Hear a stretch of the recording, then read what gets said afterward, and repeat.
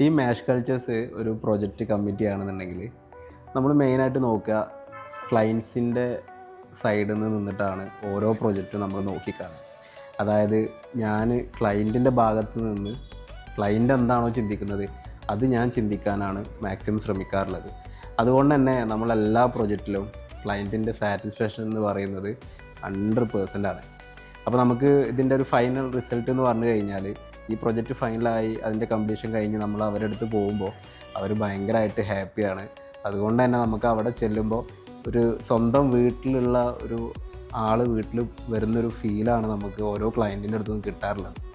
അത് നമ്മളൊരു പ്രത്യേകതയായിട്ടാണ് നമ്മൾ കാണുന്നത്. ഇനി അങ്ങോട്ടും നമ്മളെ സൈഡിൽ നിന്ന് നമ്മൾ കമ്മിറ്റ് ചെയ്യുന്ന ഓരോ പ്രൊജക്റ്റുകളും അതുപോലെ തന്നെ കമ്മിറ്റ് ചെയ്ത പ്രൊജക്റ്റുകളും അതങ്ങനെ തന്നെ ആവും. ആ ഒരു കോൺഫിഡൻറ്റ് എന്ന് പറഞ്ഞു കഴിഞ്ഞാൽ മാഷ് കൾച്ചേഴ്സിൻ്റെ ഒരു ടീം വർക്കാണ്.